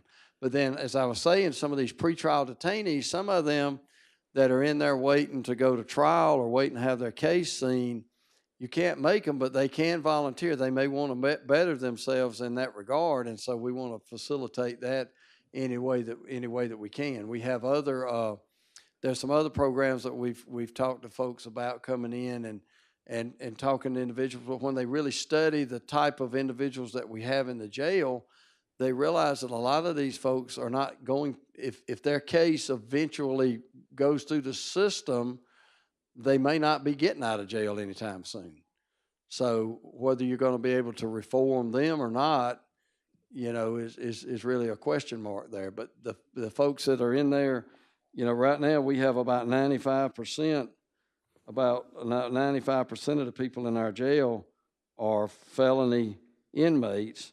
And so they're waiting to, get adjudicated and have other charges, get the charges worked out. So that whether you're going to be able to reform them, I don't know. I mean, we'll be happy to look at anything we do, but when you're at the state that we're in now in the corrections, when you have 30% of your folks have some type of mental health or substance abuse, and then you have about 10% of your folks that are just in there. And I'm going to tell you, they're in there, and the only thing they're thinking about is what they can tear up today. And so you have to deal with those individuals and in the best way that you can. And sometimes the behavior modification, and a lot of times peer pressure works. You may have 2 or 3 people on the block that's causing problems. And unfortunately, everybody on the block may have to be locked in their cell. Everybody in the block may not get the regular meals that they want, but sometimes those on the block that want to do right and those on the block that just want to do their time and understand that this is a jail and this is how they are, they will exert pressure on those others and kind of keep everybody in line. I mean, it's just kind of how it works in a correctional setting. And just for me, you didn't mention it, but there are opportunities for, and as you mentioned, I don't know if there's a full wing, but intensified mental health, trauma, I don't know if the right word is classes, communications, one-on-ones, group sessions. Same thing with the substance abuse. Is that something that someone has an option to attend or do on a daily or weekly basis? Precisely, and that's one of the things that I'm very proud of. It started in July of this year. River Edge came back in as the mental health provider for the jail. For several years, about 3 or 4 or 5 years before that, our in-house medical provider, Correct Health, was the mental health provider also, because we had there were some things that worked out that we didn't have a good working relationship with River Edge. But now, with the new director and everything's in place, we have a very strong working relationship with River Edge in the jail, as well as in our new co-responder program out on the street. So we have a very strong relationship with that, and I see that growing. As I said, they've only been in there since July. That's 3 months ago. So I can really see some promise in that regard. And they have more staff down there to where they are doing the group sessions, the one-on-one sessions, and those kinds of things to be able to give a better level of care to those individuals that are suffering from mental health issues. My last point, and it's important, and it's related to the mental health and the substance abuse. The issue of K2 in your jail facility, because it goes to the substance abuse. I mean, substance abuse and counseling is one way, but the lockdown is another way. How? Because that's messing folks up. Like, not just in your facility, but in Macon-Bibb as a whole. Like, these kids, and I know they're like part of, like, I've been talking to parents and stuff from your facility, from not just your facility, but in studying on it. Part of it is because it can't be, I guess, tested or something like that versus regular marijuana or other drugs that may be used in a facility. But that is a problem, and we stay on that. We have ways that you can test it. There's little lights and stuff you can get when that comes in. But K2 comes in, it's saturated on paper. Somebody can send in a letter, and it be saturated in that paper. K2 is not made from marijuana. K2 is made from chemicals. K2 is made from, I guess I ain't telling no secrets, but K2 is made from bug spray. There's a chemical in bug spray that the way it kills bugs is it attacks their nervous system. And K2, they take that and are able to distill it, and it creates the same type of reaction in a human as it does in a bug. It just doesn't quite get to the point of killing them, but it could if you took enough of it. But everybody's trying to figure out some new way to get high. And so it's sort of like some other products. The actual ingredient in it is not an illegal substance, but what they make out of it is illegal, and it can be, it can be very harmful. Let me stop right here. I appreciate the conversation and educating some about this, but we need to move on a little bit, and we can come back to it. We've got a hearing that we've got to have just a moment on the abandonment of property. But I do have a question for Commissioner Wynn. She's been waiting for a while. We'll get her question. See if we got enough to take a vote on there or a follow-up. If not, I'm going to do this hearing, and we'll come back to it. So, Commissioner Wynn, I'm with you. Thank you, Mr. Mayor, and thank you, Sheriff Davis, for taking your time out to be here tonight to talk to us. Kim, thank you for being here too, standing and waiting. A lot of information's come out, a lot of questions. K2, I've never heard of that. Good gosh. Anyway. Go to jail, we'll show you some. No, thank you. I'm glad I never got involved with drugs that I have to get that bad off and end up like a bug on my back with my hands up. But anyway, I want to go back to this $1 million because that's what this is about. You're going to use it for building and improvement. So let me just kind of, not specifically to the breakout we had, but when you get out of a cell, I know you said you're working on the cell doors and the locks. And then when you get out of a cell, though, you've got to go through a locked door, I presume, to get out of that cell. And then you've got to get out of the building. You probably got to get out of another door and maybe a window or maybe a window. And then you get into the yard and you've got the chain link fence we've all seen pictures of. Is there any possibility that any of those failed and need to be replaced or improved besides the jail doors and the locks, like the chain link fence? I mean, you can cut that fairly easily. Yeah, that's all being looked at. We've put in some other the stuff we call concertina wire, razor wire. We've got that. We have some of the monitors, some of that kind of equipment that we're looking at about installing, and some of that is not that expensive, you know.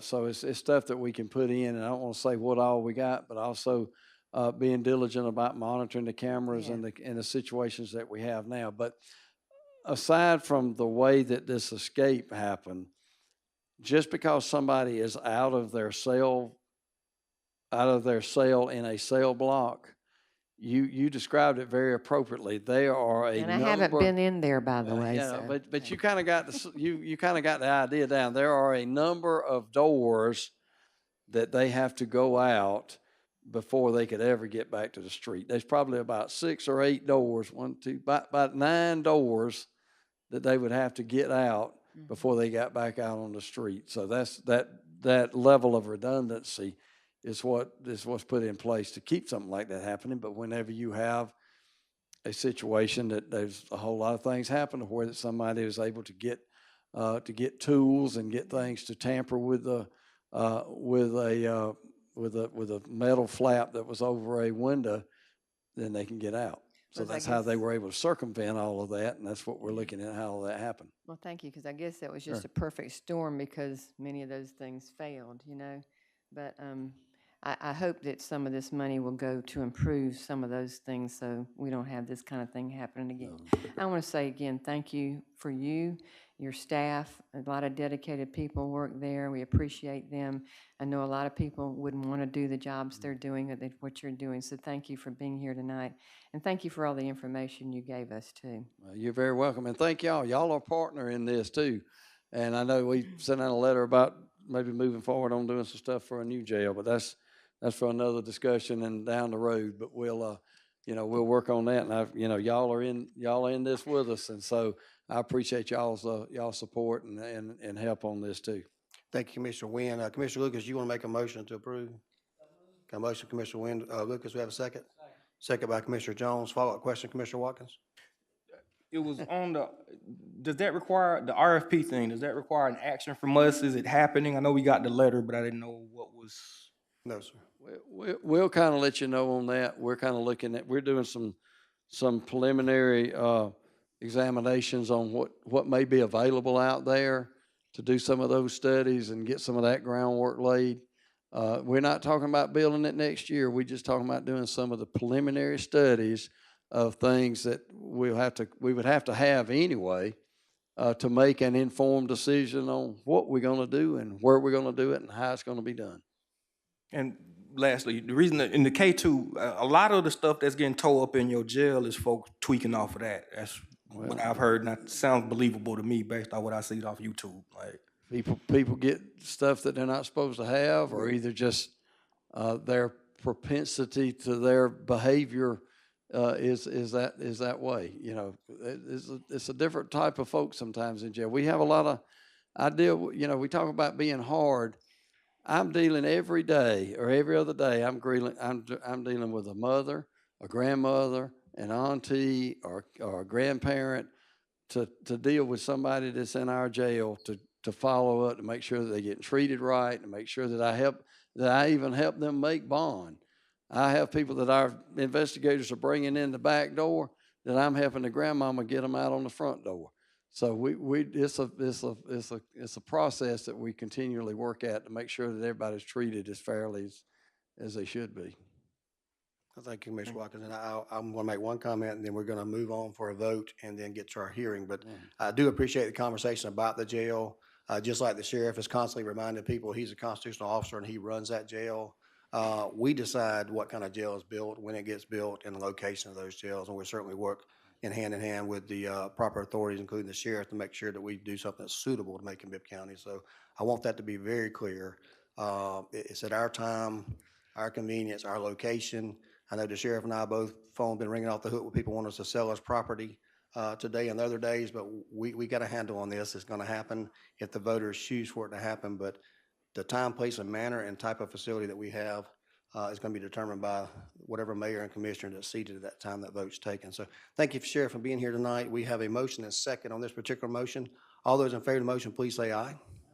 Opposed, nay. That motion carries. We sent the consent agenda for tonight's agenda. We're going to adjourn this meeting and move directly into a public hearing. This public hearing is regarding the item that we talked about before. This is only the public hearing for the abandonment portion. I think we have one interested party that's here. So we'll hear from our attorney on the public as far as comments on purchase and unused right-of-way, abandonment of unused right-of-way on McKinney Drive. And I'll hear from Ms. Beavers on that. All right. Good evening again, Commissioners. This is our public hearing. This is a procedure that is required under state law. So when we get a petition to purchase a piece of our right-of-way or a street, we have to notice a public hearing to the abutting neighbors and publicize that in our local legal organ, the Telegraph.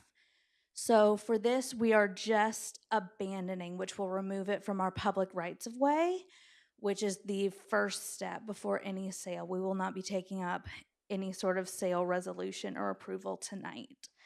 So as we discussed previously, this is that portion of McKinney Drive that goes between Pine Ridge Drive down to its dead end at 777 McKinney.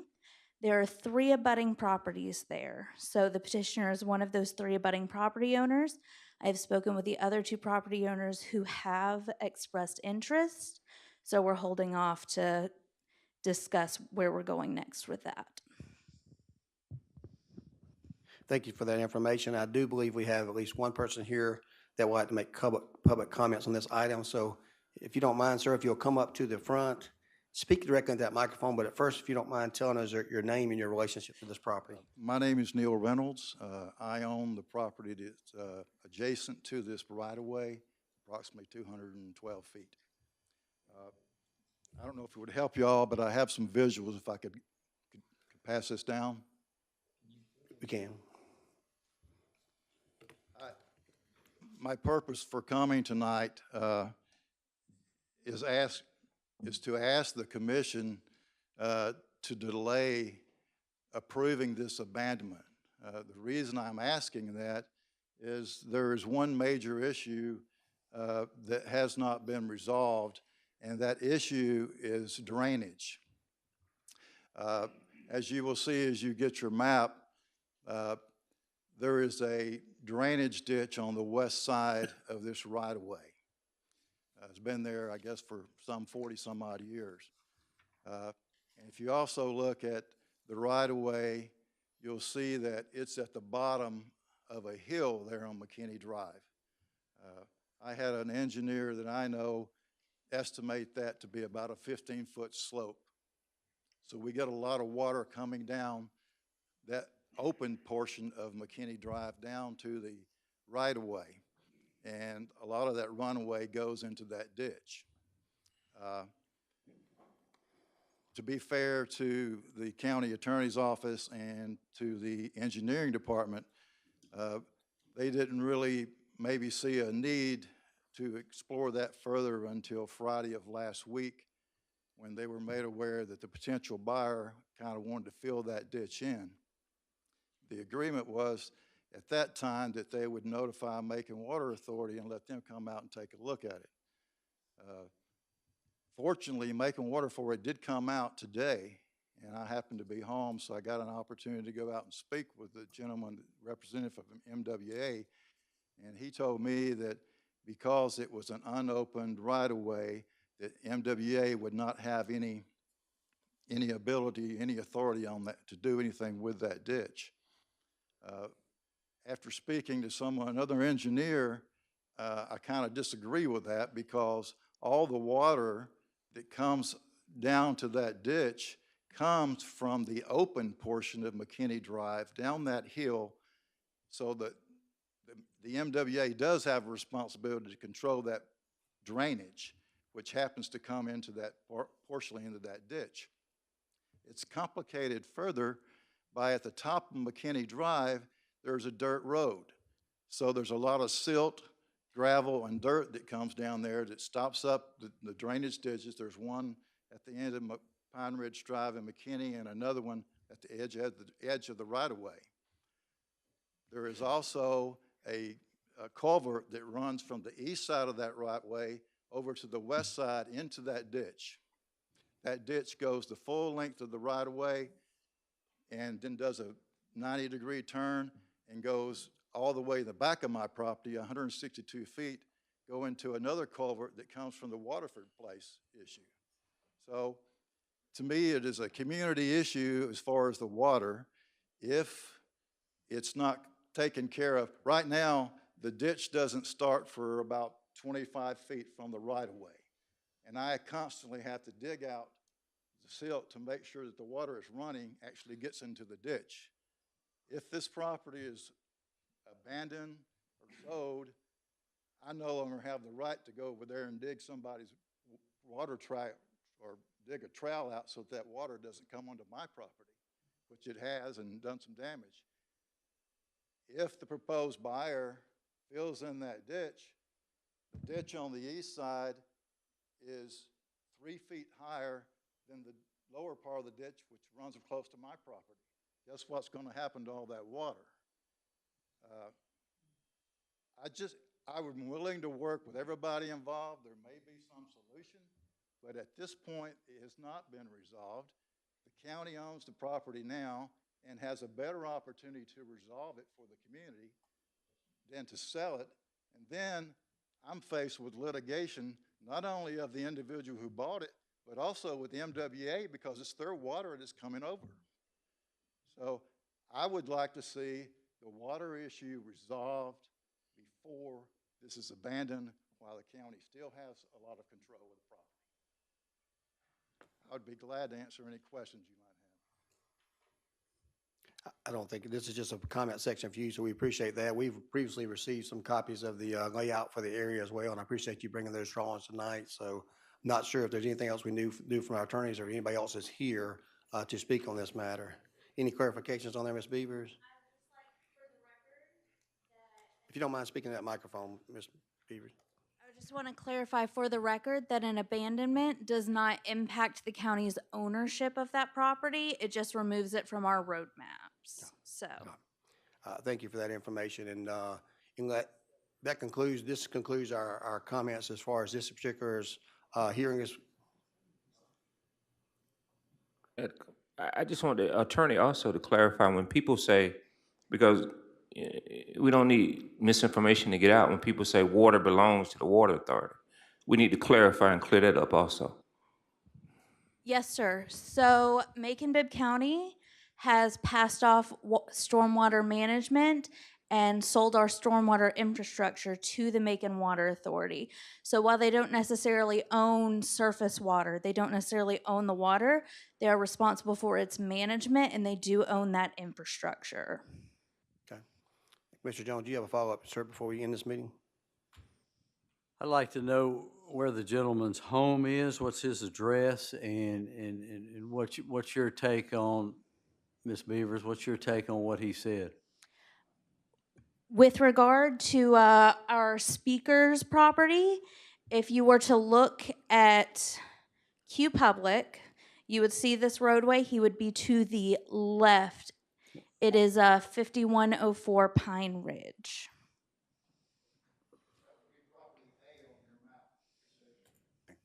Thank you. I got you.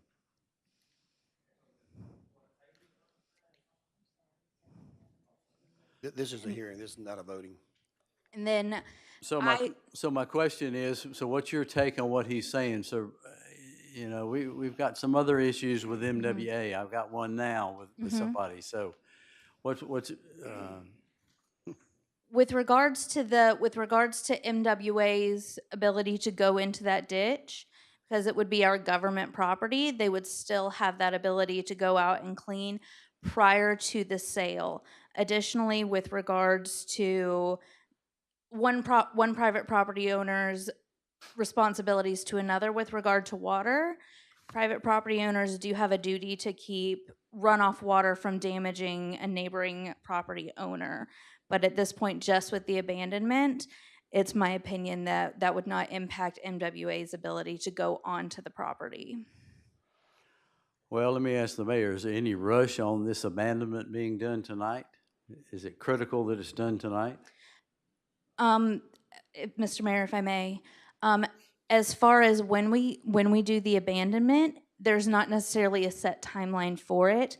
I do know that the property owners have discussed wanting to have the sale, however that ends, completed before the end of the year. So this is just our first step.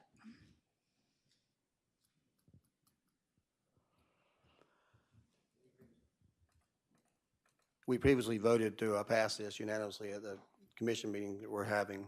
We did, yeah. but some new things have come to light. And one of the reasons we put off the other is because nothing's going to happen with the property. We're just taking the off of ours. Nothing will happen to the property until we determine the time, place, and manner of any distribution of that property through a sale or otherwise. And certainly everybody's rights will be protected at that time. This is just our abandonment portion that we typically do.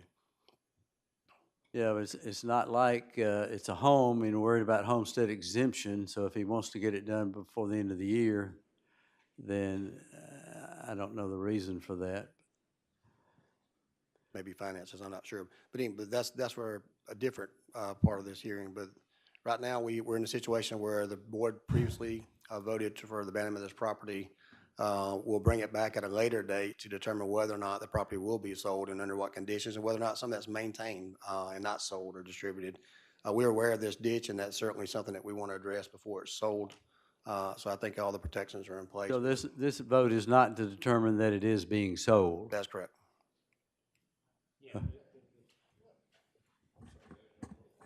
Good. Yeah. So can you hear me? Mhm. After this hearing adjourns, if you vote on it in the regular meeting, it is simply, as Ms. Beaver said, to take it off our maps. We still own it. We still maintain it. Okay. Macon Water Authority still has the responsibility to the extent they do, and there won't be any sale until there's a further action. Is that correct, Ms. Beavers? That is correct. Yes, sir, Mr. Groover. Thanks for the clarification. Thank you. So this time, we're going to conclude all remarks for the section, this particular section on the abandonment. And we're going to take a 10-minute recess before we start our regular commission meeting. We have a couple of items to take care of at that, and and recognitions that we need to do, so we can give everybody time to get in their place and take a comfort break. So now time is 5:59, so about 6:09, 6:10, we'll start our regularly scheduled meeting. This meeting is hereby adjourned.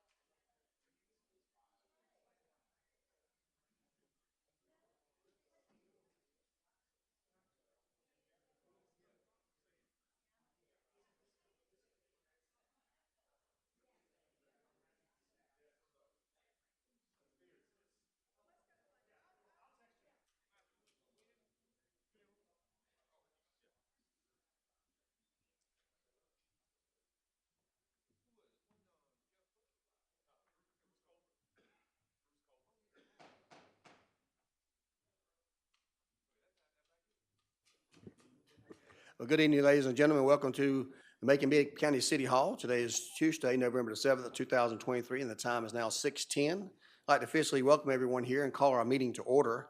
We'll begin our meeting like we always do, with a prayer followed by the Pledge of Allegiance, and then we'll move accordingly. This time, we'll ask everyone to stand by your heads if you may, and we'll have Pastor Finney, who's getting recognized tonight. If you don't mind, lead us in a prayer.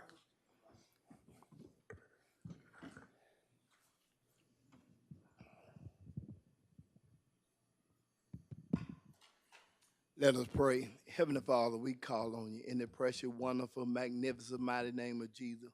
We lift you up. We praise your holy and righteous name. Realize you got all power in your hand. We calling on you right now to be one in the midst. We thank you for our mayor, our commissioner, and all of those that are here. Let your spirit of peace, love, and protection rest upon each and every one. In the name of Jesus, we pray. Amen. Amen. I pledge allegiance to the flag of the United States of America, and to the republic for which it stands, one nation, under God, indivisible, with liberty and justice for all. Thank you. You may be seated.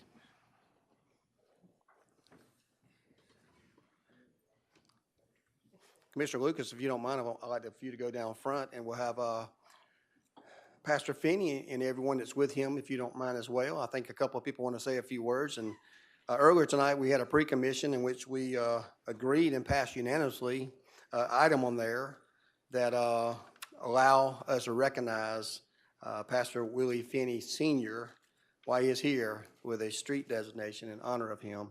And that was sponsored by Commissioner Lucas and Commissioner Bronson. And at this time, we'll hear from them and anyone else in the congregation that would like to say some words. We'll take a picture and we'll move on accordingly.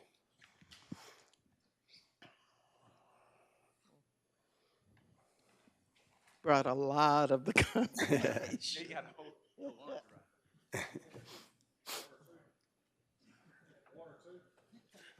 One or two, yeah. Mr. Mayor and fellow commissioners, Commissioner Brunson and I are co-sponsoring this legislation. Oh. If you're not speaking, if you don't mind, come up front, yeah. Those who are speaking.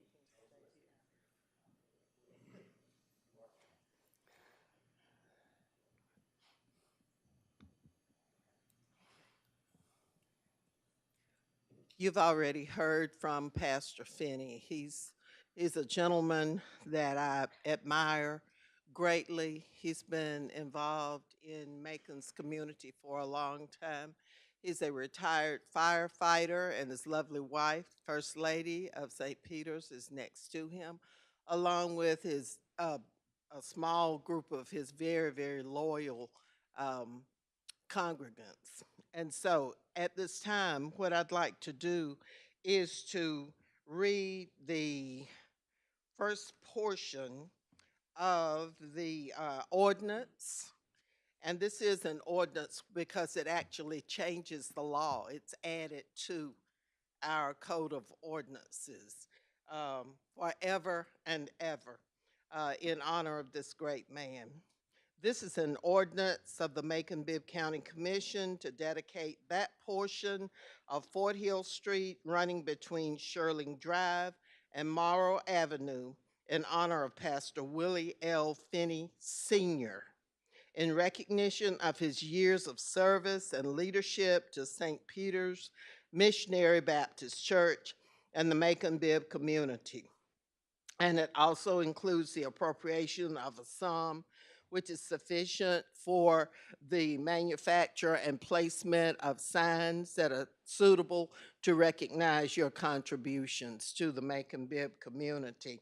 It starts off whereas Commissioner Elaine Lucas, District 3, and Commissioner Paul Bronson, District 2, desire to sponsor this ordinance to dedicate that portion of Fort Hill Street running between Shirling Drive and Morrow Avenue in honor of Pastor Willie L. Finney Sr. And whereas Pastor Willie L. Finney Sr. is the pastor at St. Peter's Missionary Baptist Church located on Fort Hill Street in Macon, Georgia. And whereas Willie L. Finney Sr. was born on September 26, 1951, to Leonard Mason and Mary Finney Washington. And whereas raised alongside his four siblings, Willie L. Finney Sr. attended Bibb County schools before enlisting in the United States Army, proudly serving his country and community until 1972.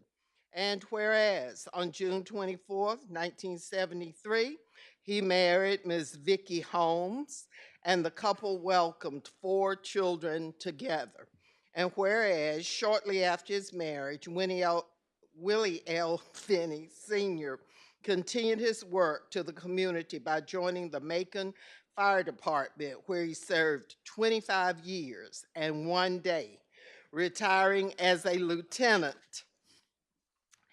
And whereas, as he worked protecting the citizens of Macon and raised his family, Willie L. Finney Sr.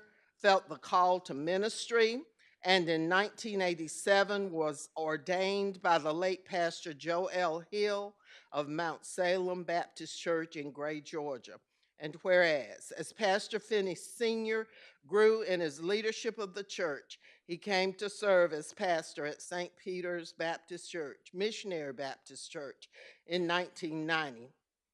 And whereas, as a testament to his love for his congregation, his family, and his faith, Pastor Willie L. Finney Sr. leads by example, with several of his children joining the ministry and establishing numerous initiatives to support both the spiritual and physical needs of Macon-Bibb County residents, including a children's church, hospital, jail, and nursing home ministries, and a soup kitchen, in addition to weekly services and Sunday school classes. This particular ordinance goes on to continue to pay tribute to you, Pastor Finney, and to your wonderful congregation. And I offer a motion, Mr. Mayor, at this time, that this commission accept this unanimously on the recommendation of Commissioner Brunson and myself. And I'd like to make that as a motion. Thank you, Commissioner Lucas. We had a motion by Commissioner Lucas, a second by Commissioner Bronson. All those in favor of the motion, please say aye. Aye. Opposed, nay. That motion does, in fact, pass unanimously. We thank you very much, and I believe that there's a couple of folks that want to make a presentation and say a few words. If there are members who want to make remarks, come forward, please. Or presentations, either one.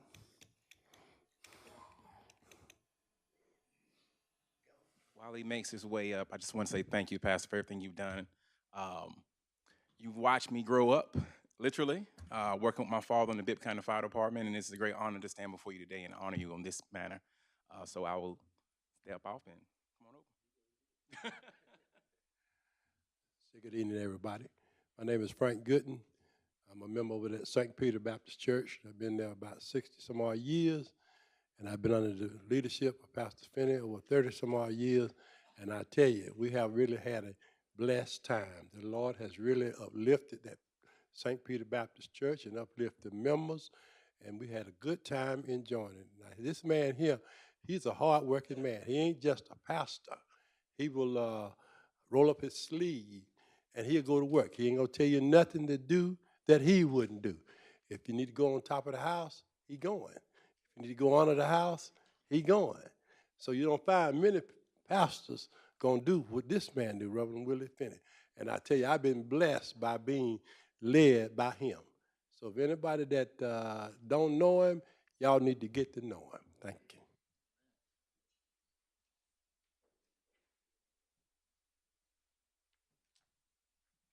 Good evening. My name is Norman Wright Jr. I happen to be the associate minister under the leadership of Pastor Willie L. Finney at St. Peter Missionary Baptist Church. I've just served there for this is going my 3rd year as member there. I've been knowing Pastor Finney for such a while. We have shared classes together over at Lethia Baptist Church. I noticed him as he grew up under the late Pastor Joel Hill, and I watched him from a distance. I noticed that he don't mind pulling up his arm sleeves and getting down to brass tacks, getting down into business and working with the community, working with the church. And I just wanted to come and support him on this night. My wife and I, we're here along with some more members of St. Peter Baptist Church, and we're here to encourage Pastor Finney to keep on keeping on what he's doing. He's doing a great work, and it's too late in the ball game to come down now. Stay on top of the wall and keep on building for the Lord in our community. Thank you.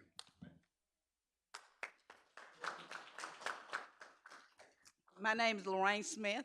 I came to St. Peter in 1996, and it's an accolade that was left out. And I wanted to bring this because don't too many pastors get a chance to do this. In 2008, he did the prayer at the opening session at the state capitol. And that's an honor for someone to be able to get to do that. I think it's one other person here, from my understanding, a minister from this area, to get an opportunity to do that.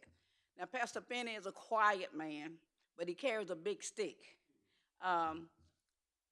He has a reputation of he's standing by his word, and people know this. We have had some people say they don't know when to smile or not when they come to the church, but he's a serious. When it comes to the Lord, he is dead serious, and he do not play when it comes to teaching all of us the word of God. And we wanted, from the St. Peter Baptist Church, we want to thank you all for thanking him of him to name a street after him. Thank you.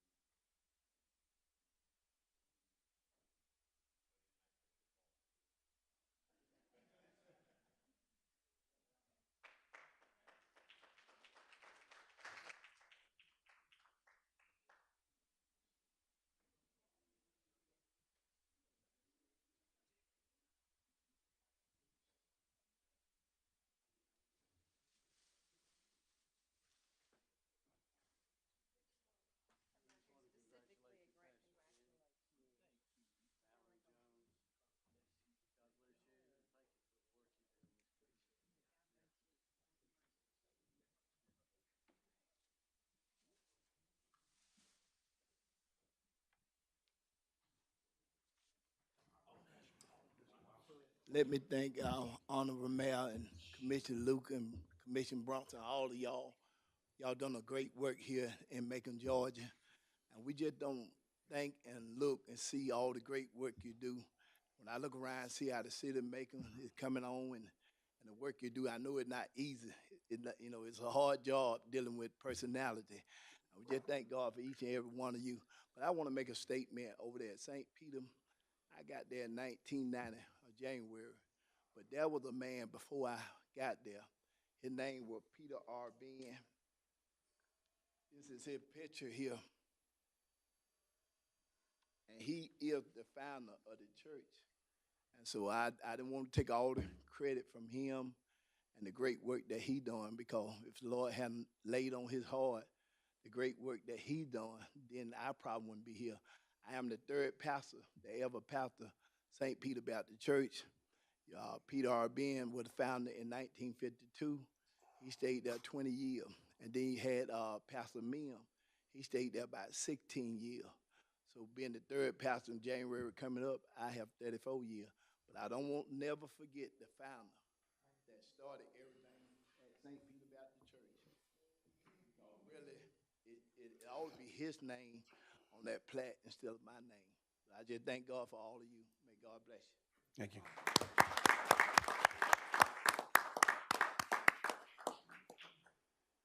All right, thank you, Pastor Finney, and thank you not only being a man of God, but being very humble. And we certainly don't have enough of that today, and I'm glad we could recognize you while you're still here.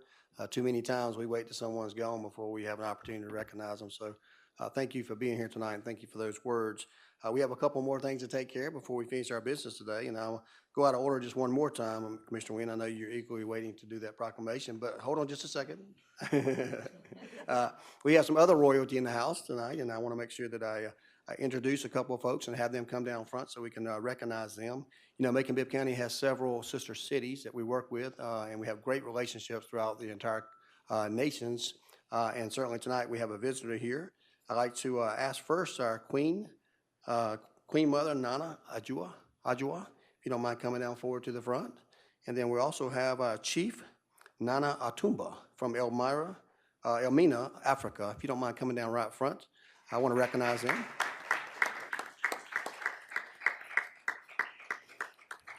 Certainly, we appreciate the great relationships we have everywhere. We take advantage of those, any opportunity that we get a chance to show that we are a city of love here in Macon-Bibb County. We are proud of our diversity, and we're proud of all the wonderful partnerships that we have throughout the world. And this is another great example of that. I'm going to sit there in just a moment for a picture, but also to give a small token of our appreciation with some fabulous Macon items that you can take back home with you.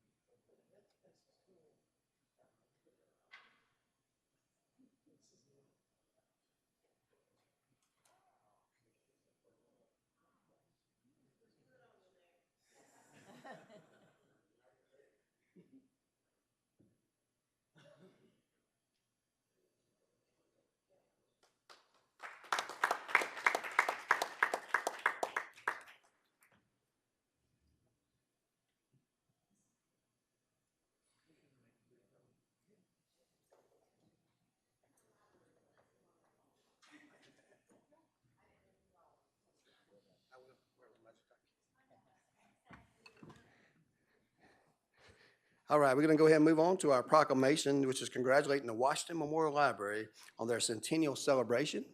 Commissioner Valerie Wynn will be reading that proclamation tonight, and we'll be joined by several of our guests here tonight.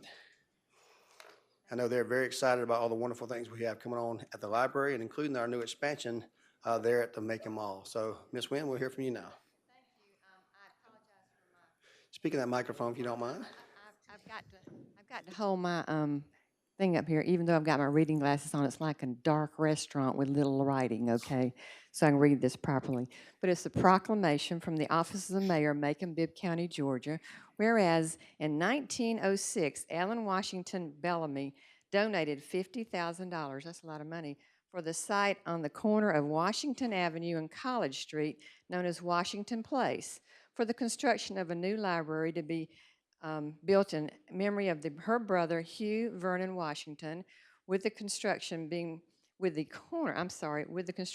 held on April 26, 1919, and whereas on November 28, 1923, the Washington Memorial Library, designed by Nesbitt and Dunwoody, were opened to the public, and whereas in 1923, the Genealogy and Historical Room, sponsored by the Mary Hammond Washington chapter of the Daughters of the American Revolution, opened in the library, and whereas in 1927, the Children's Room, sponsored by the Macon Lions Club, opened on the first floor facing College Street. And whereas changes made to the library starting in 1959 included 3,000 square foot addition using bonds issued by the City of Macon in 1956.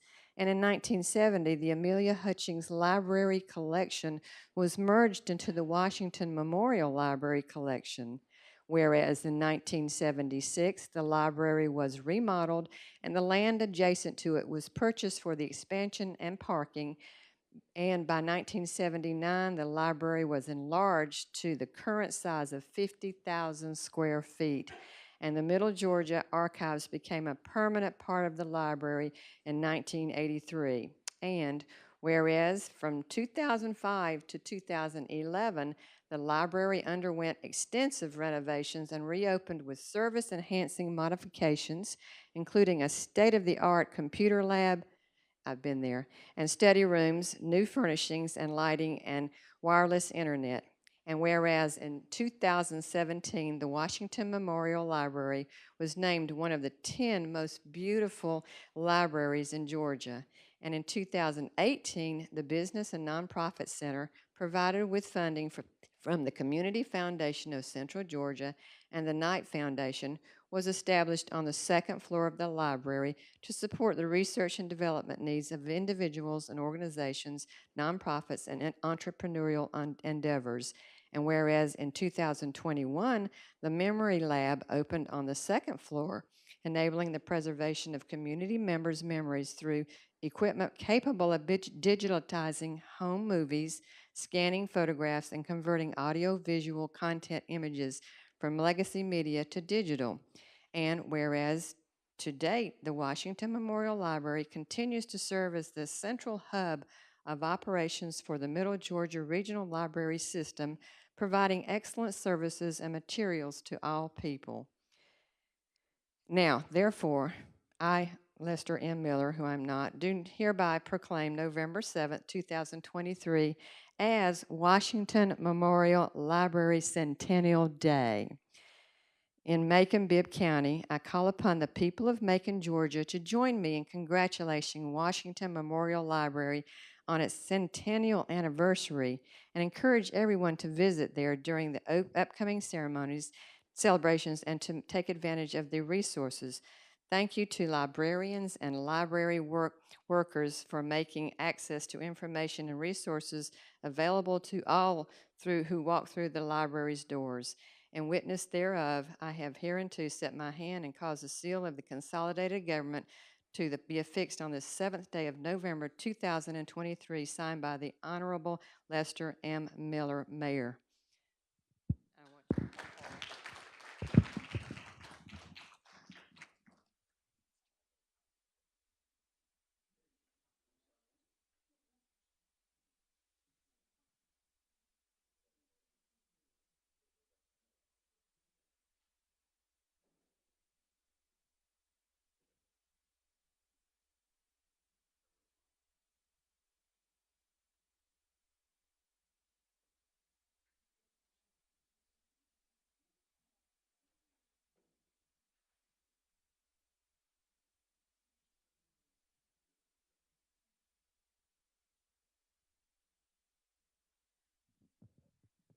Thank you all very much. I just don't want to miss the opportunity to express my sincere gratitude. You do not make it 100 years without the commitment of you all and those who came before you. And so we appreciate your commitment to literacy and education in our community.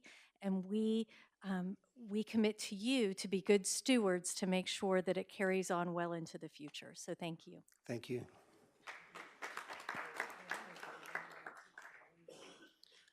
Okay, we're going to move on with our program. We have approval of the minutes. This is the approval of the minutes from October the 17th, 2023.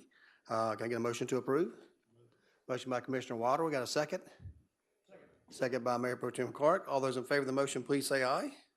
Opposed, nay. That motion carries. We have, let me see, we got two items here. I guess one's sheriff allocation and repairs and transit authority. We'll treat those as one in just a second then. Right now, we have the consent agenda, items A through Q, with the exception of, except K, which we've already approved tonight. This is the resolution including naming the Finney Drive, or at least the Finney honorarium. So I'll entertain a motion for items A through Q for the consent agenda to be approved. Can I get a motion to approve? Motion by Commissioner Howell, second by Mayor Pro Tem Clark. All those in favor of the motion, please say aye. Opposed, nay. That motion carries. We have one person that asked to speak tonight, and it looks like it's a double opportunity. We'll give you 5 minutes to speak. Mr. Horton. You move the podium on him. He's going to do a 5-minute combo. His time's not going to start until he starts speaking, but it's on the sheriff's, the allocation for repairs, and the infamous transit authority. Yes.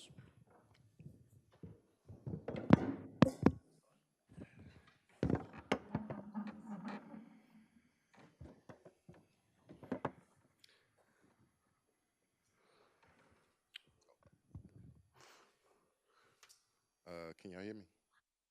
Good evening. It is a pleasure to be here today, and I wanted to thank the sheriff for his comments earlier.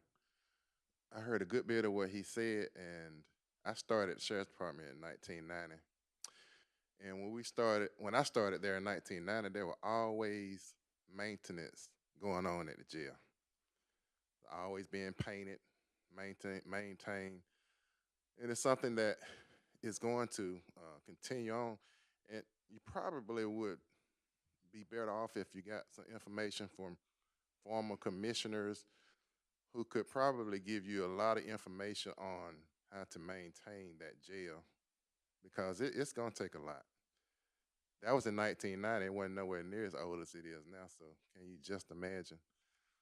And one other thing I wanted to remind you all of is that the situation of law enforcement that we're in now didn't happen overnight. It happened as a result of consolidation. When we consolidated,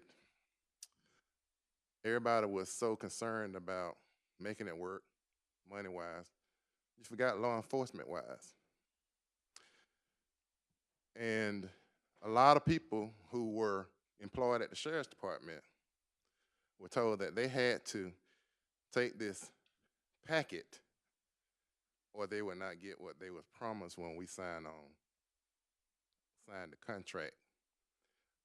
The benefits were going to be cut. And so a lot of officers made it known, and what happened was the commission of 2015, I believe, said you have to take this, you have to go ahead and retire now or you're going to lose it. What they should have done was they should have said, well, you can maintain this and stay on with the department because your services are needed, but they wanted to save money, so they said, well, y'all leave now, y'all get your benefits, and everybody else will be paid what we are offering now.